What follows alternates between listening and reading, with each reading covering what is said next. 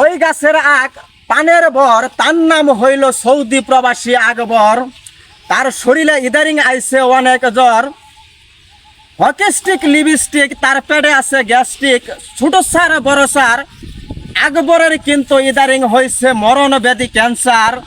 হারে হারে বারে বারে এতগুলা রোগের কথা শুনলে সবার মাথাটা কিন্তু ভাই চক্কর মারে। সেই মাথার চক্কর খায়া সৌদি প্রবাসী আকবর হয়ে গেছে পাগল। মানুষের সাথে ইদানিং কথা বলে কিছু আবল তাবল, পাগলে কিনা বলে আর ছাগলে কিনা খাই।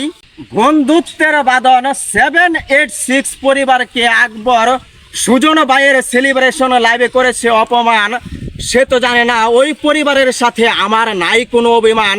বন্ধুত্বের বাঁধন পরিবারটার জন্য আমি দিতে পারি জান কুরবান। আকবর তো হয়ে গেছে পাগল, তাকে করতে হবে ভালো। সাথে যারা আছেন আমি কিছু ঔষধের নাম বলে দিব, তাকে খাওয়াইবেন অতি দ্রুত চালু। ওষুধের নামগুলি হচ্ছে, মন দিয়ে শুনবেন।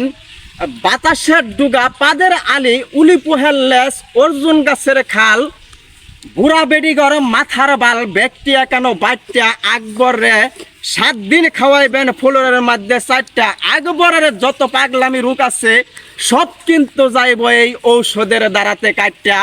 আকবর যদি বাংলার মাটিতে থাকতো আকবরকে নিয়ে যাইতাম আমি পাগলা গারাদে।